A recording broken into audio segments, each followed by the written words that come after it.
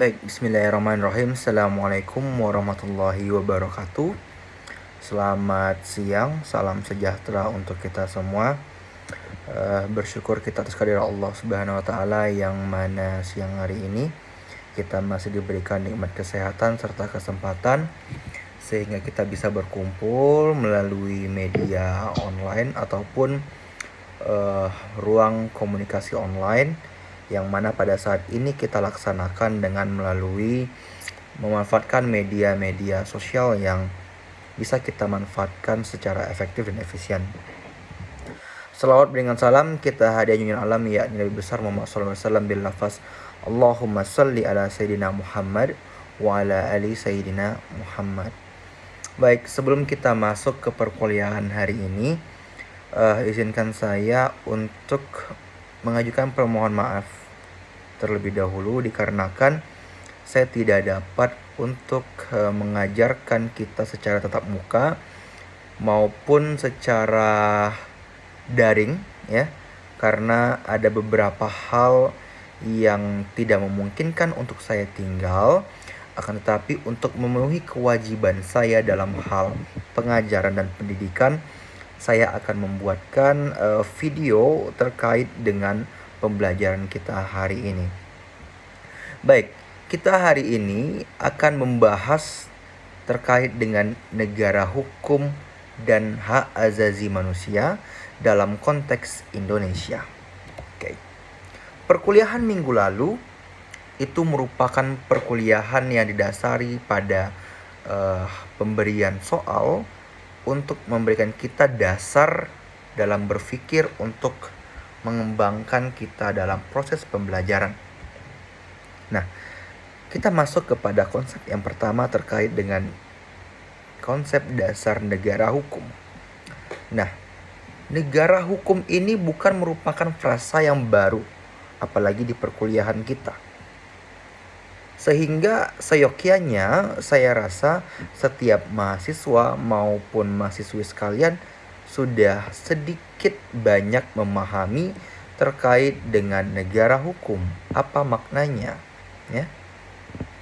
Secara harfiah, negara hukum merupakan negara yang dalam penyelenggaraannya didasarkan pada hukum yang berlaku atau hukum normatif. Ya. Artinya apa? Negara dalam penyelenggaraannya, dalam kegiatannya, kemudian dalam membuat program-program untuk mensejahterakan masyarakat ataupun untuk kepentingan-kepentingan politik bukan semata-mata hanya dikuasai oleh hasrat kekuasaan saja, melainkan juga wajib didasari dengan adanya landasan hukum. Nah, teori dari negara hukum ini sebenarnya tidak hanya muncul secara sendirinya, melainkan juga didasari oleh beberapa teori-teori dari para ahli yang memang expert dalam bidang konsep hukum tata negara. Di antaranya ada Dicey, D-I-C-E-Y. Apa yang beliau katakan? Beliau mengatakan ataupun menciptakan sebuah teori yang disebut sebagai rule of law. Nah, rule of law ini sama sebenarnya dalam pelaksanaannya. Ya, kembali lagi yang menjadi benang merah adalah pelaksanaan ya atau penyelenggaraan negara itu didasari dengan adanya hukum. Nah, hal yang sama juga dikembangkan oleh Immanuel Kant. Ya, Immanuel Kant bukan merupakan ahli yang baru kita dengar, melainkan juga ahli yang mempunyai reputasi tinggi yang kerap kali dijadikan sebagai acuan para peneliti, kemudian para konseptor untuk menggunakan teorinya. Immanuel Kant itu mengembangkan teori terkait dengan Rechtsstaat. Ya. Rechtsstaat itu dibagi menjadi dua kata. Recht artinya hukum, stat artinya negara. Sehingga dalam pengertian menurut Immanuel Kant ini, Rechtsstaat berarti negara hukum. Artinya negara baik itu dari segi eksekutif, lembaga eksekutif, legislatif maupun yudikatif, itu didasarkan kepada hukum dalam pelaksanaan ataupun kegiatan-kegiatannya. Sehingga apa? Sehingga tidak akan terjadi ataupun akan rancu akan terjadi kekuasaan dari lembaga ini yang memiliki kekuasaan tunggal ataupun terjadi penggunaan kekuasaan yang sewenang-wenang. Karena apa? Konsep Rechtsstaat yang dikembangkan oleh Immanuel Kant atau yang ditujukan oleh Immanuel Kant merupakan bentuk perlawanan dari konsep negara Marxstaat. Ya, apa maknanya? Maknanya adalah kalau kita berangkat dari etimologi Marxstaat, Marx artinya kekuasaan, Staat artinya negara. Sehingga negara itu diselenggarakan berdasarkan kekuasaan. Kekuasaan siapa yang paling terbesar, maka ia yang akan menentukan bagaimana jalannya suatu pemerintahan ataupun negara. Nah itu. Kemudian ada teori dari Hans Kelsen. Ini juga sudah kita bahas, yaitu teori Stephen Baum terkait dengan bahwasanya negara dalam konteks ini itu harus mempunyai dasar hukum, ya, atau di dalam negara ada suatu bangsa sehingga bangsa itu harus mempunyai ideologi, ya, yang mana menurut Hans Kelsen, Stephen Baum teori ini, sebuah negara yang ada bangsanya itu harus mempunyai ideologi yang mana menempatkan ideologi ini yang bersifat abstrak, ya, sehingga tidak dapat diganggu gugat dan dapat diinterpretasikan sesuai dengan perkembangan zaman. Nah, pembentukan Pancasila, dasar negara kita, ya, atau ideologi bangsa, itu dijadikan sebagai salah satu bukti dari pengadopsian teori dari Stephen Baum teori ini. Karena apa? Ya, Pancasila ini berangkat dari nilai-nilai yang memang mengakar, yang memang masif dilaksanakan dan dilakukan oleh bangsa Indonesia. Hanya saja yang menjadi kontra memori dari teori ini yang dilakukan oleh Indonesia adalah yang seharusnya menurut Hans Kelsen menggunakan Stephen Baum teori ini, bahwasanya ideologi itu harus bersifat abstrak, akan tetapi di Indonesia ideologi ini konkret bentuknya. Kenapa konkret? Pancasila jelas. Ada 5 dasar, ya kan? Ada 5 sila. Kemudian setiap sila ada lambang-lambangnya. Ada tahun lahirnya, ya kan? Kemudian ada pula hari kebangkitan, kemudian dan ya banyak lagi lah. Sehingga itu sebenarnya agak menciderai, walaupun tidak menutup ataupun mengaburkan sumber pengadopsian dari teori Stephen Baum ini. Nah, mari kita berkaca kepada negara Indonesia. Apakah negara Indonesia merupakan negara hukum? Jawabannya iya, jelas. Secara konstitusional, Indonesia merupakan negara hukum. Apa buktinya? Dengan adanya pasal 1 ayat 3 Undang-Undang Dasar 1945 yang mengatakan bahwasanya Indonesia merupakan negara hukum. Sehingga dalam penyelenggaraannya, ya, baik eksekutif, legislatif maupun yudikatif harus mempunyai dasar legalitas yang jelas. Tuh. Kemudian kita masuk. Setelah kita mengetahui esensi ataupun bagaimana negara hukum itu bisa ada, sehingga kita perlu untuk mengidentifikasi apa saja ciri-ciri dari negara hukum ini. Menurut Profesor Jim Lee Asidiki dalam bukunya Negara dan Konstitusi yang diterbitkan pada tahun 2005, beliau mencoba untuk mengklasifikasikan ciri-ciri dari negara hukum. Yang pertama adalah di dalam negara tersebut harus terjadi supremasi hukum. Apa yang dimaksud dengan supremasi hukum adalah negara tersebut menempatkan hukum menjadi panglima tertinggi, ya, sehingga tidak ada akan terjadi kekuasaan yang sewenang-wenang. Karena apa? Setiap lini kehidupan, di setiap lini antara warga negara dan negara itu diatur cara mainnya secara jelas, tidak abstrak, konkret diatur. Sehingga apa? Aturan mainnya jelas, sehingga implikasinya pun kita harapkan menjadi memberikan kepastian bagi warga negara maupun negara. Nah, itu supremasi hukum, ciri-ciri yang pertama. Kemudian ciri-ciri yang kedua, adanya trias politika. Trias politika atau pembagian kekuasaan. Karena apa? Negara Reichstag itu tidak menginginkan adanya kekuasaan yang terpusat, adanya kekuasaan tunggal, ya. Sehingga di dalam konsep negara hukum menginginkan adanya kekuasaan ataupun kewenangan yang terbagi, distributive of power, ya. Sehingga menurut teori trias politika ini, kekuasaan itu dibagi menjadi 3. Ada kekuasaan eksekutif, legislatif, dan yudikatif, ya. Karena apa? Tidak akan termasuk dalam kategori negara hukum kalau mereka di dalam penyelenggaraan negaranya masih menggunakan kekuasaan terpusat atau sentralisasi.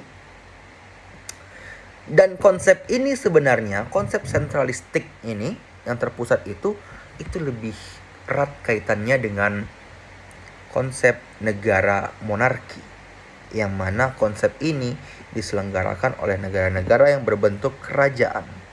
Contoh Perancis, Inggris, Arab Saudi, ya.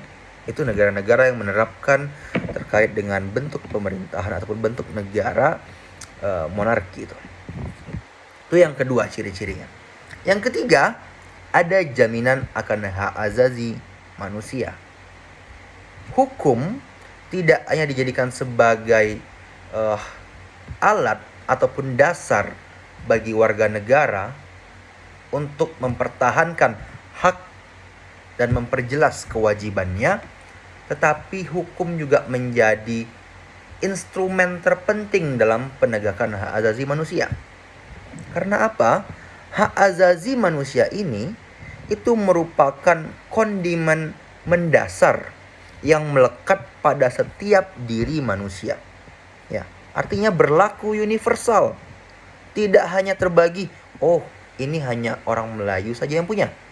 Ini hanya orang Mandailing saja yang punya. Ini hanya orang Minang saja yang punya. Tidak. Melainkan juga berlaku bagi semua suku, semua ras, semua warna kulit, baik dia hitam, baik dia putih, semuanya berlaku. Baik dia Islam, Kristen, Hindu, Buddha, dan sebagainya, berlaku untuk seluruh umat manusia. Sehingga dalam konsep negara hukum itu harus jelas hak dan kewajiban, ya. Yang mana hak asasi manusia ini merupakan hak dasar bagi manusia. Bagaimana sebuah negara hukum bisa berkembang jikalau hak dasarnya saja tidak diatur secara jelas? Nah, itu. Makanya ciri-ciri negara hukum yang ketiga adalah jaminan adanya hak asasi manusia. Kemudian yang keempat, adanya peradilan yang independen. Ya, ini dikembangkan dan diterapkan di Indonesia dengan adanya lembaga yudikatif. Ada Mahkamah Agung, Mahkamah Konstitusi, Pengadilan Tinggi, kemudian ada Pengadilan Negeri, dan Komisi Yudisial yang mengawasi mereka, gitu kan. Sehingga semuanya menjadi jelas dan lembaga ini menjadi lembaga yang independen. Apa yang dimaksud dengan independen di sini? Artinya mereka terlepas dari gangguan ataupun tekanan intervensi dari lini-lini manapun. Contoh lini eksekutif maupun legislatif. Walaupun secara hierarki mereka itu mempunyai kedudukan yang sama, tidak ada yang lebih tinggi maupun lebih rendah, seperti itu.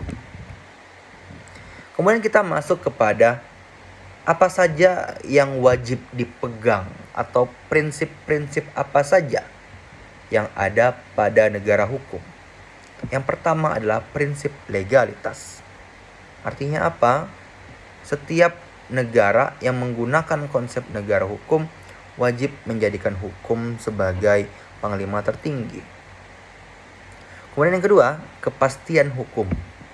Nah, negara hukum harus menjamin adanya kepastian hukum bagi warga negara maupun negaranya. Karena apa? Jikalau ada hukum tetapi kepastian tidak didapatkan oleh warga negaranya, ya itu sama saja. Karena apa? Kalau kepastian hukum tidak jelas, maka hukum ini rentan dijadikan sebagai alat politik bagi mereka aktor-aktor politik negara. Kemudian prinsip berikutnya, harus ada keadilan. Selain kepastian hukum, keadilan juga harus ada. Nilai-nilai keadilan inilah yang menjadi titik nadir bagi sebuah instrumen hukum. Apalah jadinya jikalau ada sebuah produk perundang-undangan yang tidak mempunyai prinsip adil, keadilan gitu kan. Tebang pilih, ya. Ya, itu termasuk salah satu konsep yang gagal dalam perumusan maupun penciptaan sebuah produk perundang-undangan menurut saya. Kemudian prinsip berikutnya adalah adanya equality before the law. Equality before the law. Artinya apa? Setiap warga negara itu mempunyai kedudukan yang sama di mata hukum. Tidak memandang dia presiden, tidak memandang dia menteri, dia DPR, dia hakim kah, ya, dia warga negara, semuanya berkedudukan sama di mata hukum. Tidak berpandangan dia mantan presiden kah, ya kan? Semuanya sama di mata hukum. Apabila mereka melanggar ketentuan perundang-undangan, maka ia harus mendapatkan sanksi, harus dijatuhkan hukuman. Seperti itu. Kemudian apabila mereka warga negara dibebankan dengan kewajiban, ya seluruh warga negara diwajibkan dengan kewajiban itu. Tidak hanya tertutup kepada satu golongan saja ataupun satu kelompok saja, ya. Itu dia. Kemudian yang terakhir, prinsip dari negara hukum itu adalah akuntabilitas kekuasaan. Ya. Karena apa? Dalam kekuasaan ini rentan terjadi kesewenang-wenangan, rentan terjadi korupsi, kolusi, dan nepotisme. Sehingga dengan adanya akuntabilitas ini menjadikan sebagai salah satu cara agar kekuasaan itu dapat dijalankan sesuai dengan koridor konstitusional. Apa dasarnya? Dasar saya menyebutkan prinsip-prinsip ini adalah TAP MPR nomor 17/MPR/1998. Nah, itu menjadi dasar dari prinsip-prinsip negara hukum. Kemudian kita masuk kepada konsep dasar hak asasi manusia, ya. Seperti yang saya sebutkan sebelumnya, hak asasi manusia merupakan hak yang mendasar bagi seluruh umat manusia, sehingga ia menjadi hak yang universal, tidak memandang kelas ataupun tidak memandang perbedaan. Setiap orang mempunyai hak asasi manusia sejak lahir sampai dengan ia menutup usia. HAM ini tidak hanya booming dikarenakan adanya sebuah institusi PBB, kemudian adanya Liga Bangsa-Bangsa, melainkan juga ada teori-teori yang turut menstimulus akan hadirnya HAM di dunia, seperti dari teori natural law dari John Locke yang mengatakan bahwasanya hukum itu harus mengedepankan terkait dengan hak dasar manusia, kemudian diiringi dengan teori positivistik, kemudian diiringi dengan teori universalistik tuh. Nah, apa saja instrumen yang menjadi dasar dari penyelenggaraan ataupun eksistensi hak asasi manusia ini? Ya sudah pasti yang pertama sekali adalah Deklarasi Universal Hak Asasi Manusia atau UDHR, ya. Universal Declaration Human Rights, ya kan? Nah, yang dikeluarkan pada tahun 1948 tuh. Nah, itu menjadi dasar instrumen bagi eksistensinya hak asasi manusia di dunia tuh. Kemudian bagaimana hak asasi manusia ini bisa eksis di Indonesia? Melalui dari bab 10A Undang-Undang Dasar 1945, dimulai dari pasal 28A sampai dengan 28J, sehingga itu menjadi barang ataupun dasar hukum yang sangat jelas dan sangat kuat bahwasanya Indonesia sangat mengakui adanya hak asasi manusia dan itu wajib dijaga terkait dengan eksistensi hak-hak bagi setiap warga negaranya. Tidak hanya terkait dengan hak hidup, hak mendapatkan penghidupan yang layak, hak akan pendidikan, tetapi juga mendapatkan hak perlindungan sipil, kan itu. Kemudian adanya hak politik, hak ekonomi, hak sosial dan hak budaya, ya kan? Itu menjadi dasar hak-hak yang dikembangkan dari hak-hak asasi manusia ini. Nah, apa dasar hukum tambahannya? Ya, ini diatur lebih jelas pada Undang-Undang Nomor 39 tahun 1999 tentang hak asasi manusia. Kemudian terkait dengan kedua konsep hak asasi manusia dan konsep negara hukum, apa hubungannya, apa relasinya antara negara hukum dan hak asasi manusia? Ya. Bahwasanya seperti yang saya jelaskan di awal, negara hukum itu harus menjamin adanya hak asasi manusia sebagai prinsip utama, ya gitu, sebagai prinsip utama. Sehingga tidak dapat dikategorikan negara hukum apabila di dalamnya tidak menjamin adanya hak asasi manusia. Sehingga hak asasi manusia ini menjadi syarat yang fundamental ataupun syarat yang mendasar untuk terciptanya, untuk pengimplementasian dari konsep negara hukum. Kemudian, apa saja kewajiban negara dalam hal ini? Ya, negara wajib menghormati, melindungi, bahkan memenuhi terkait dengan hak asasi manusia. Tidak ada yang boleh mengintervensi, menekan, karena ini berhubungan dengan hak.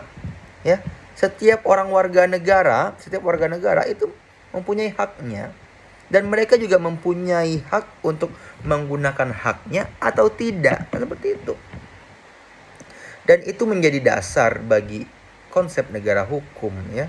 Dan ini didasari di Undang-Undang Dasar 1945 seperti yang saya jelaskan tadi. Kemudian kita masuk kepada bagaimana penegakan hak asasi manusia dalam negara hukum, kan?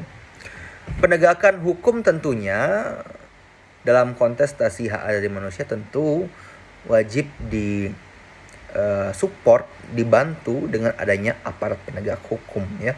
Aparat penegak hukum yang netral, yang tidak menunjukkan keberpihakan tentunya. Bahkan yang paham konsepsi terkait dengan hak asasi manusia.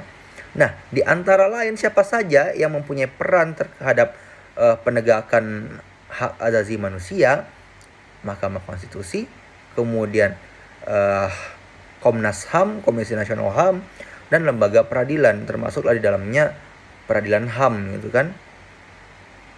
Banyak sebenarnya contoh kasus yang bisa kita angkat, studi kasus terkait dengan penegakan HAM di Indonesia, ya, yang masih carut marut, yang masih tidak jelas akan kepastian hukumnya, ya, seperti contoh kasus Trisakti maupun Talang Sari yang sampai saat ini belum tentu bagaimana putusan terkait dengan peristiwa itu. Kemudian kita masuk, ya, kepada konsepsi hak asasi manusia dalam persepsi Islam, ya. Dalam persepsi Islam, hak asasi manusia disebut sebagai al-hukuk al-insaniyah, ya, atau dalam bahasa Indonesianya ya hak asasi manusia. Apa saja yang konsep mendasar terkait dengan hak asasi manusia menurut persepsi Islam? Ya, yang pertama ada hak hidup, kemudian hak akan kehormatan, kemudian hak untuk kebebasan beragama, lakum dinukum waliyadin, ya kan, bagiku agamaku, bagimu agamamu, kan seperti itu. Nah, dalil apa yang digunakan sebagai dasar kuat bagi perspektif Islam ini ada di dalam Quran surah Al-Hujurat ayat 13. Kemudian ada Quran surah Al-Isra ayat 70. Nah, ini menjadi dasar bagi penyelenggaraan hak asasi manusia menurut perspektif Islam. Seperti itu. Yang mana referensi terkait dengan penegakan HAM itu bisa kita lihat dari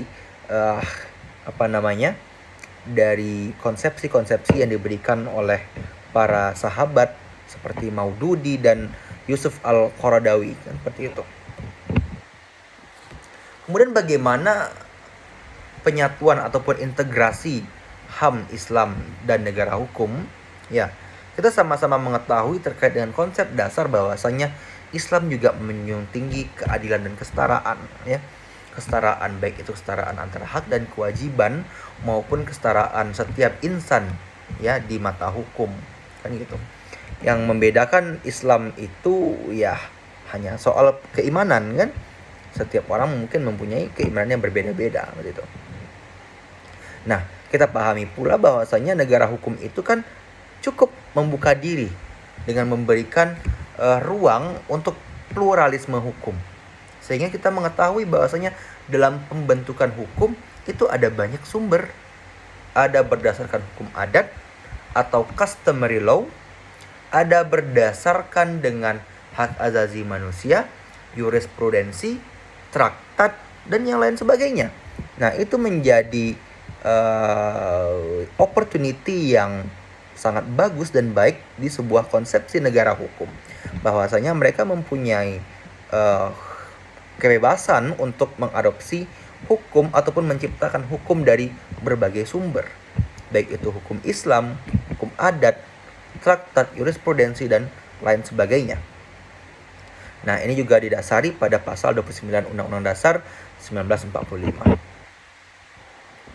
Kemudian kita coba melihat bagaimana isu-isu aktual terkait dengan penegakan HAM, ya. Kita masih melihat bagaimana banyaknya pelanggaran HAM berat terkait dengan bagaimana kebebasan dari setiap warga negara untuk berekspresi. Kita masih melihat banyak warga negara yang dibatasi untuk menyalurkan ekspresinya. Masih kita lihat banyak terkait dengan hal itu, yang mana itu menjadi hak dasar bagi manusia, ya. Apalagi di negara yang mengandung konsep negara hukum, terlebih lagi juga menganut sistem demokrasi, ya tentu terkait dengan kebebasan berekspresi itu dijamin oleh negara, kan. Tetapi kerap kali kita lihat bahwasanya dalam penyelenggaraannya kerap kali dipertentangkan dengan aparat-aparat negara, kan, seperti itu. Selalu dibatasi oleh negara. Kemudian ada banyak diskriminasi terhadap kelompok rentan, ya. Adanya perbedaan pandangan, perbedaan sikap terhadap mereka kelompok-kelompok rentan seperti disabilitas, kemudian mereka kaum perempuan, ya. Itu kita masih melihat adanya diskriminasi terkait dengan itu. Walaupun dalam zaman ini Indonesia sudah mencoba untuk lebih membuka diri dan merubah diskriminasi ini menjadi bagaimana seluruh aspek dan seluruh komponen epistemik di dalam masyarakat juga turut andil tanpa membeda-bedakan pandangan mereka terhadap suatu kelompok, kan. Kemudian yang terakhir ada kriminalisasi aktivis tuh, yang sampai dengan saat ini masih sering kita lihat tuh, kan. Yang puncaknya itu pada tahun 98 itu, kan. Tragedi yang dipelopori dari kampus Trisakti dan lain sebagainya. Kemudian apa saja sih tantangan dalam penegakan hak asasi manusia ini? Yang paling jelas yang kita bisa lihat adalah adanya lemahnya penegakan hukum. Itu menjadi tantangan pertama yang menjadi hal ataupun momok bagi penegakan hak asasi manusia. Apabila penegakan hukumnya lemah, ya pemenuhan akan hak asasi manusia itu akan rentan tidak akan dipenuhi, seperti itu, kan. Kemudian masih kurangnya kesadaran warga negara terkait dengan hak asasi manusia. Ini tidak hanya terkelompok pada warga negara saja, melainkan juga pada aparat negara, kan, seperti itu. Sehingga ya seharusnya setiap warga negara yang hidup di negara hukum itu harus menjamin terkait dengan hak asasi manusia ataupun harus paham terkait dengan konsepsi hak asasi manusia itu. Nah, ini juga terkait dengan bagaimana ternyata masih lemah terkait dengan edukasi hak asasi manusia pada masyarakat ataupun warga negara. Nah, bagaimana upaya kita untuk mengatasi tantangan-tantangan tersebut? Ya, yang pertama adalah dengan melakukan reformasi hukum, gitu kan. Harus kita ubah hukumnya ini agar penegakan hukum itu menjadi lebih kuat, tidak lemah gitu. Kemudian kita harus memberdayakan. Yang kedua, harus pemberdayaan lembaga manusia. Ya ayo Komnas HAM lebih aktif dalam menyoroti terkait dengan isu-isu ataupun peristiwa-peristiwa hak asasi manusia. Kemudian yang ketiga, kita pemerintah, warga negara, akademisi, politisi ya juga harus turut andil dalam hal pemberian pendidikan dan sosialisasi terkait dengan hak asasi manusia. Dan bagaimana peran mahasiswa sebagai warga negara adalah yang pertama ya sebagai agent of control dan agent of change. Ya, mahasiswa mempunyai kedudukan sebagai peran mengawasi gitu kan, mengawasi kebijakan publik apakah sudah sesuai dengan ketentuan yang berlaku, apakah kebijakan publik itu tidak melanggar hak asasi manusia. Itu mahasiswa mempunyai kewenangan di ranah itu gitu kan. Karena mahasiswa merupakan agent perubahan atau agent of change gitu kan. Kemudian yang kedua adalah peran mahasiswa harus aktif tuh. Tidak hanya aktif di dalam forum-forum dialektika internal kampus maupun eksternal kampus, tetapi juga wajib aktif dalam diskusi-diskusi maupun perbincangan-perbincangan terkait dengan hak asasi manusia tuh, baik itu bergabung dengan kelompok-kelompok advokasi HAM maupun ya bergabung dengan kelompok-kelompok ataupun organisasi-organisasi yang mengedepankan terkait dengan penegakan HAM tuh di Indonesia tuh. Di situ peran dari mahasiswa. Sehingga kesimpulan pembelajaran pada hari ini, negara hukum dan HAM itu tidak bisa dipisahkan. Karena apa? Negara hukum dan hak asasi manusia merupakan suatu entitas yang saling berkaitan dan saling membutuhkan. Nah, itu yang pertama. Kemudian kesimpulan yang kedua adalah penegakan hak asasi manusia itu merupakan tanggung jawab negara dan warga negaranya. Artinya kita tidak bisa menyoroti secara subjektif ini merupakan salah negara dan tidak salah warga negara, tetapi kita juga harus menyadari bahwasanya kelemahan ini menjadi tanggung jawab kita bersama untuk memperkuat terkait dengan penegakan hak asasi manusia di negara Indonesia.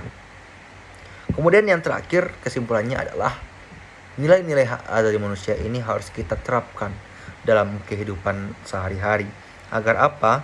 Agar menjadi sebuah kebiasaan, sehingga kebiasaan tersebut menjadi kuat dan menjadi sebuah sistem nilai yang kemana-mana untuk menciptakan sebuah kebijakan publik ataupun dinamika di dalam masyarakat.